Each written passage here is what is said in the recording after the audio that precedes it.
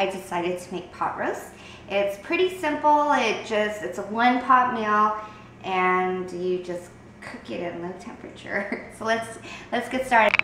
So the ingredients we will be needing are onion, carrots and celery, some garlic. I really like garlic, so I used about half a head of garlic. We will also be needing mushrooms, rosemary, and thyme. If you don't have fresh rosemary and thyme, you can use the dried ingredients. We will also be needing beef broth, and we are also going to use a can of crushed tomatoes. Of course, we will also need salt, pepper, and olive oil. And of course, we need a beef chunk roast. I'm using about 4 pounds. I couldn't find one that was one big stack, so these are about 2 pounds each. I'm going to go ahead and season this with salt and pepper, and then I'm going to caramelize it in the pot. So let's get started.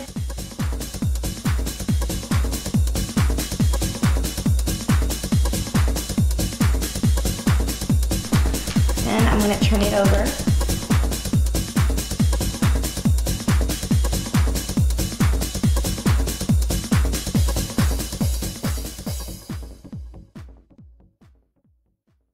I went ahead and I added oil to my pan. I'm going to go ahead and caramelize this meat right here. And you want to kind of just leave it on there until it creates a crust on the bottom. I'm going to do this twice. With this one, when that's done, I'm going to go ahead and take that out and add the other one in. Well, I am still caramelizing the second chunk roast, and I think it's ready because you can smell it. So this piece of meat caramelized really well. Here, we want it to cook it this way because we want to feel in all the flavors. You should really smell it. It smells amazing. What I'm going to do now is I'm going to go ahead and add the other piece of meat. Lower this. Go ahead and add that on there. All the juices. Want to keep all that flavor in there. Next, we're going to go ahead and add the celery.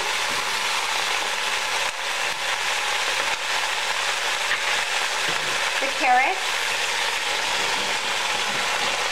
I went ahead and I cut it really big just because it gives it a rustic look and kind of like that. The onions.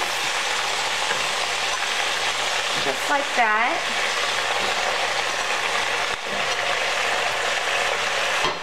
The garlic. Rosemary. Rosemary is very potent, so you don't want to add a lot. 2 sprigs will do. Thyme is not that bad, so we can go ahead and add half a bunch of this. Go ahead and add the button mushrooms. And if you have red wine, you could go ahead and use that. I would use about probably half a bottle, so that's about 2 cups. Or you can use water, or I'm going to use beef broth because it gives it more flavor. Probably just going to use half the can, not going to use that much of it. And you want to put the whole can of tomato sauce in there. So that is it.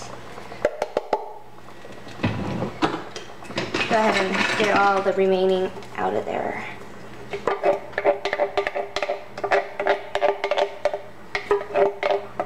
Okay.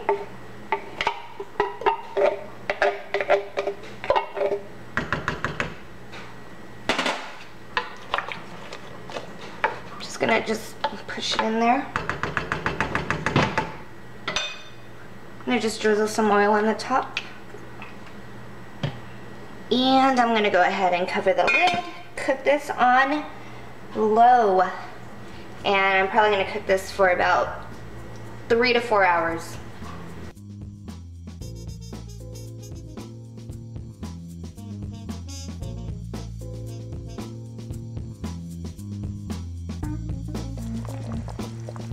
This is how it looks like after 4 hours of cooking.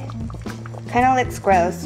I'm poking the meat to make sure it's tender, and it is. So I'm gonna go ahead and take the meat out and cut it.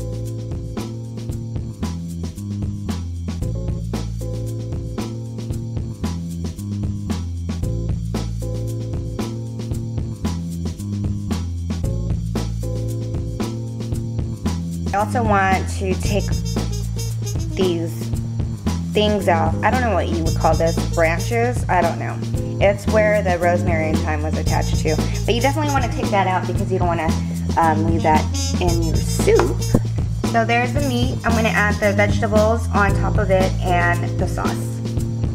If you feel that your sauce lacks flavor, you can go ahead and add more salt and pepper to it. So I went ahead and plated this way. I put my mashed potatoes on the bottom, then I put a piece of meat on there and a mushroom, and I put the sauce on top. So we're gonna go ahead and taste this. Okay, so let's go ahead and taste this.